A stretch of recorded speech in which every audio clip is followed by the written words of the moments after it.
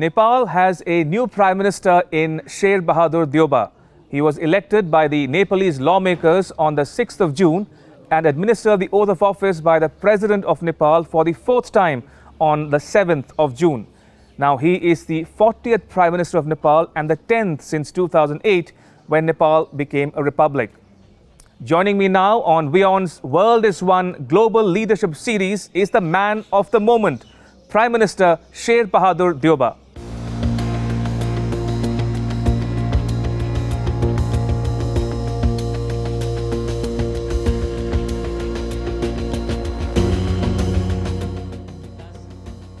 Nepal's lawmakers elected Sher Bahadur Deuba as the Prime Minister on 6th June. In the 593-member House, Deuba received the support of 388 members out of the 558 present and voting. President Vidya Devi Bhandari administered the oath of office to Deuba on the 7th of June. Deuba is the president of the Nepali Congress Party. He has been Prime Minister on 3 occasions in the past, in 1995, 2001 and 2004.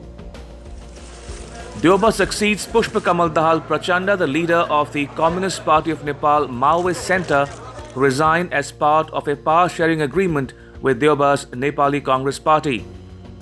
An immediate challenge for Deuba would be to conduct the second and last phase of local election on the 28th of June, followed by provincial and parliamentary elections before 21st January 2018. Another challenge would be to amend the constitution for addressing the demands of the Madhesi population, for which Deuba requires a two-thirds majority. But that might not be difficult, as he is only 8 votes short of the two-thirds majority in Parliament. Mr. Prime Minister, welcome and thank you for speaking to WION. May I congratulate you on your election as the Prime Minister of Nepal. Now, I want to begin by asking you about the political situation in Nepal today. Now, we've seen Nepal has had 40 Prime Ministers, including 10 in the last decade alone. Why did Nepal have so many Prime Ministers? What would you attribute these frequent changes of government to? There are some, yes, I agree that there are frequent changes of government in Nepal. Because of sometimes if one party does not secure majority, that happens. Not only here, in India also I have with one till 3 Prime Minister, in 5 years time, that happens, Nepal, yes, we have a new constitution now. According to the new constitution, it is very difficult for any party to get absolute majority in the parliament, even in the future. Therefore, there is a possibility of having a coalition government. Therefore, we have to develop a coalition culture, so that there should not be frequent changes of government. Mr. Prime Minister, you've been Prime Minister on 3 occasions in the past, and your first stint was the longest. How confident are you that in your present stint, you would last your full term and complete all your obligations mandated by the constitution making and the unfolding peace process? Yes, after the new constitution is enacted, we have to bring amendment legislation in the parliament. Already we have, now we have to pass this amendment so that issue raised in the Madhes can be addressed. But unfortunately, we don't have two-thirds majority. Therefore, after the election is over, maybe we will address this problem. At the same time, according to new constitution, implementation of the constitution is equally necessary. So, therefore, second phase of local election is going to be held very soon.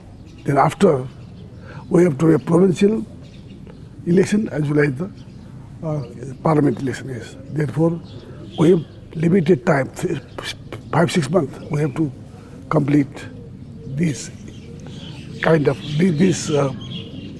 necessary elections. Mr. Prime Minister, Nepal's constitution itself has seen tumultuous changes. Nepal has had 7 constitutions, including the one which is currently being debated and discussed today. Now, what would you do or say to people to allay their fears about some of the provisions of the new constitution? This constitution is enacted by the Constitutional Assembly, you know. Yes, still, I told you, in Madhya area, there are some grievances. We have to address these grievances after amendment is passed. You know. Therefore, we need two-thirds majority to pass the amendment. If we can pass the amendment, I think problem in Madhya will be addressed. Mr. Prime Minister, you mentioned about the Madhesi people. Now, the Madhesis have their own set of issues or reservations about the constitution. They say that the already minimal political representation will be further minimized if this constitution is adopted, and they want some amendments to be made in the draft constitution. Now, how do you propose to address some of their issues and their concerns and fears? No, they are not Madhesi Indian originally. No, they are Nepalese. I came from the far west. My board is Uttarakhand. Deubas are in India. I cannot be Indian origin. Deuba cannot be Nepali origin. Therefore, they are Nepalese. Yes, language. Yes, we have a different language in the far west. We have a different language. Culturally, yes, maybe some Bihar, maybe some UP, Uttarakhand, Darjeeling, Assam. It does not mean that culturally, most of them, if you say this kind of people, all might have many years ago migrated from India. Another issue which has been debated at large by people in Nepal and outside is the issue of the new citizenship rules. Now, India has also criticized this provision, and the fears expressed are that this might further discriminate against the Madhesi people. Now, what do you propose to do to reassure the people at large, the Madhesi people, and also India? If a Nepalese girl married to India, she will have to wait for 7 years to get citizenship. In Nepal, next day, after registration, she can get citizenship.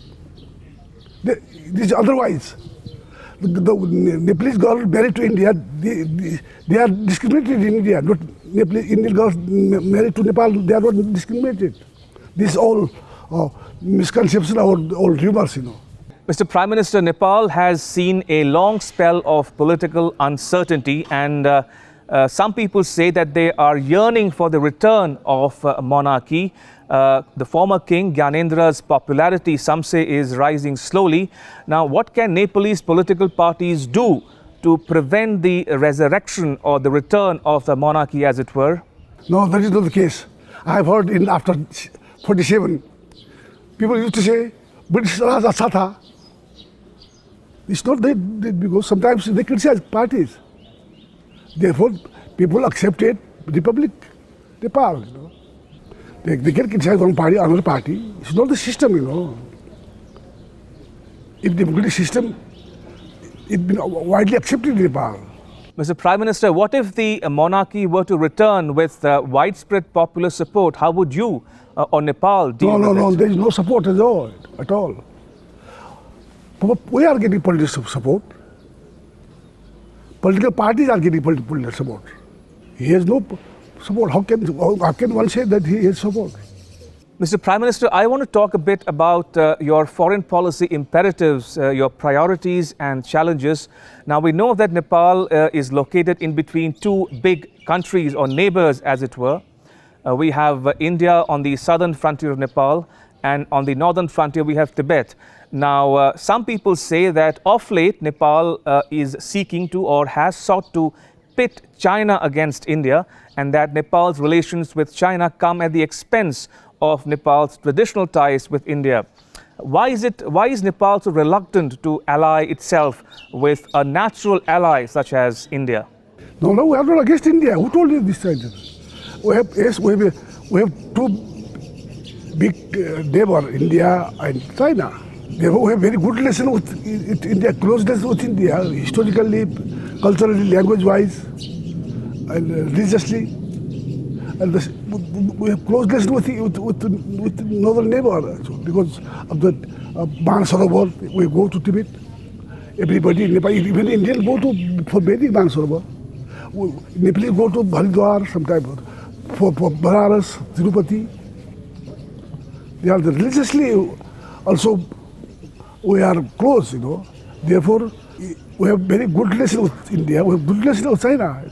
We have two big neighbors. We are both. You are supporting Nepal. They are also supporting Nepal. We are not. I would like to tell you, we will not go against India. We can go against China as well. This is our national interest also.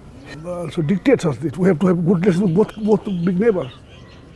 Therefore, everybody knows in Nepal, mostly Hindi cinemas are been, but no Chinese. We cannot understand Chinese language.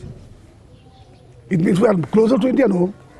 Therefore, culturally, we have both neighbors. We have to maintain good relation with neighbor. Possibly we have good relation with both the neighbor. Yes. Mr. Prime Minister, talking about Nepal-China bilateral ties, we know that there's a lot of developments happening on the connectivity front. For example, the railway link between Tibet and Nepal. Nepal is also talking about or considering a treaty with China.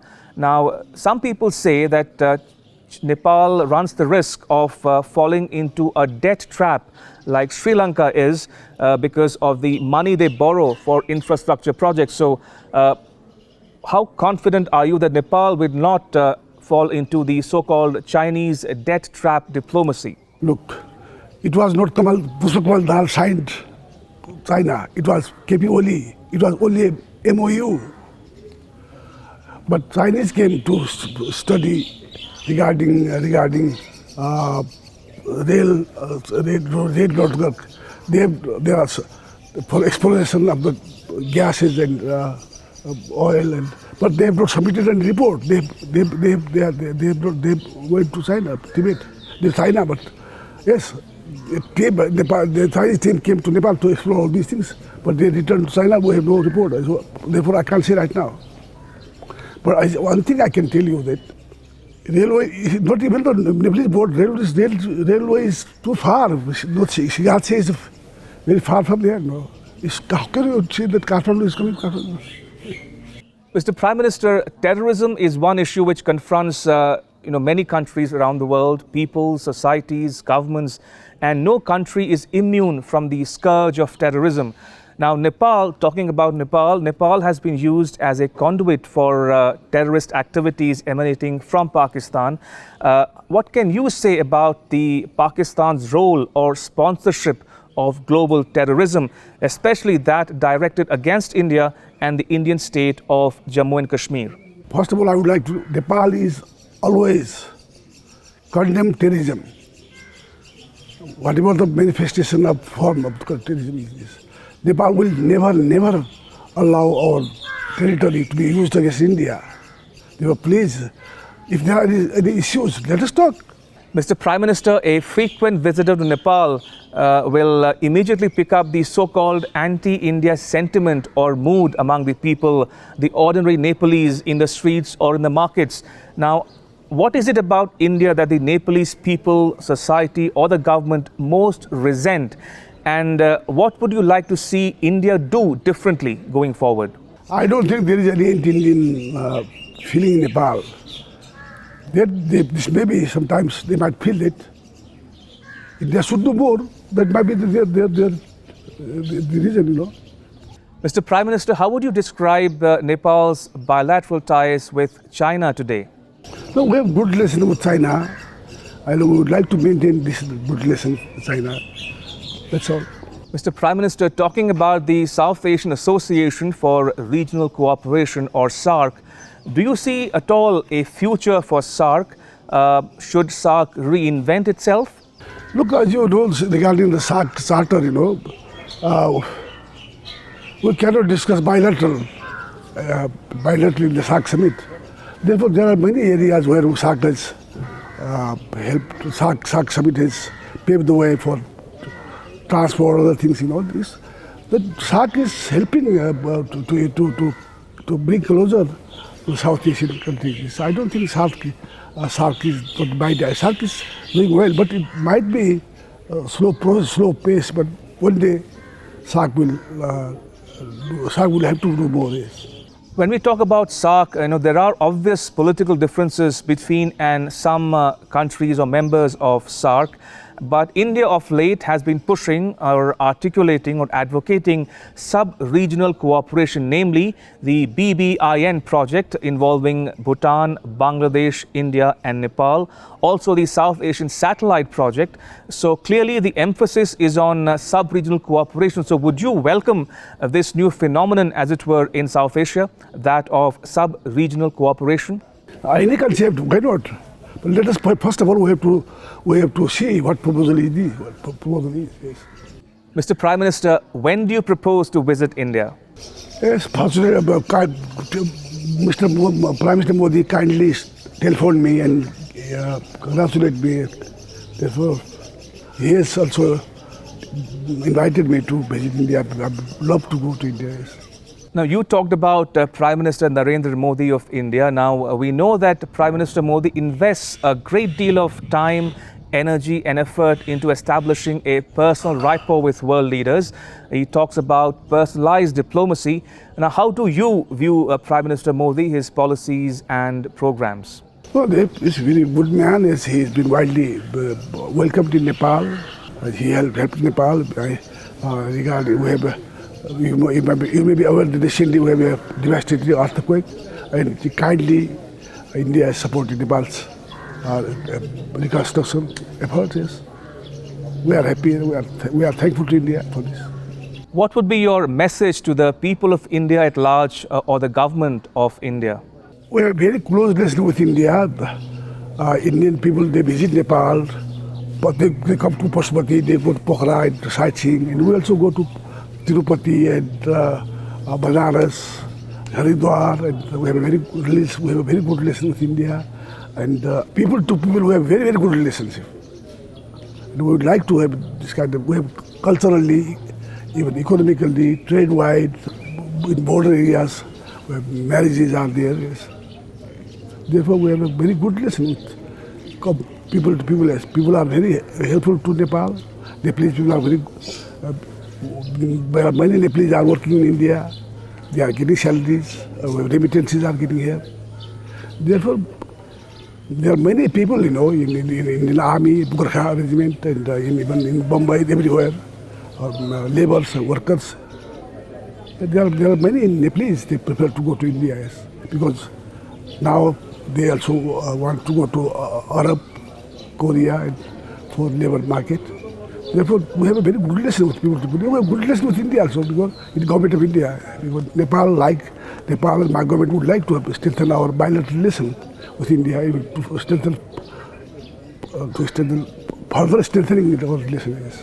Mr. Prime Minister, talking about the domestic political situation in obtaining in Nepal today, what would be some of your government's priorities in the days and weeks ahead? Well, we have two commissions, TRC, Truth and Reconciliation, and Commission on Disappearances. We have to sort out. We have 1 year time. We have to sort out these things. Fortunately, we have assimilated former combatant, Maoist combatant in the army and in other areas.